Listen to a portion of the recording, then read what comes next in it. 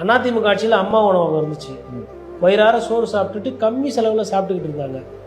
அதுக்கப்புறம் மடிக்கணினி கொடுத்துட்டு இருந்தாங்க, லேப்டாப் கொடுத்துட்டு இருந்தாங்க. அம்மா உணவகத்தை ஒன்றும் இல்லாமல் பண்ணிட்டீங்க, சரியில்லை அம்மா உணவகம் இன்னைக்கு. அப்புறம் அம்மா குடிநீர் இருந்தது, அதுக்கப்புறம் அம்மா சிமெண்ட் இருந்தது, அதுக்கப்புறம் ஆடு மாடு கோழி எல்லாம் கொடுத்தாங்க. ஏதோ ஒன்று, அது கோழியாக இருந்தால் கூட சரி, அதை வளர்த்து வந்து ஒரு 10 கோழி தான் வச்சுக்கோங்களேன், அதில் 5 குஞ்சை வளர்த்து பெருசாக்கி விற்றா கூட 500 ரூபா நிற்கும் குறைந்தபட்சம். நான் சொல்கிறது இல்லை, ஒரு 1000 ரூபா நிற்கும். ஒரு கோழி 200 ரூபா பூச்சினா கூட நாட்டுக்கோழி. ஆடு மாடு, ஆடை பொறுத்தவரையிலும் ஒரு ஒரு 2 குட்டி போட்டுருந்தா அந்த 2 குட்டியை வளர்த்து விற்றாங்கன்னா 12,000 ரூபாயிலேருந்து 14,000 ரூபா இருக்குது. தீபாவளி அந்த மாதிரி நேரத்தில் விற்றா இன்னும் கூட காசு கிடைக்கும். மாடு கேட்கவே வேணாம். ஒரு நாளைக்கு 5 லிட்டர் பால் கறந்ததுன்னா போதும். காலைல 3 லிட்டர், சாயந்தரம் 2 லிட்டரு.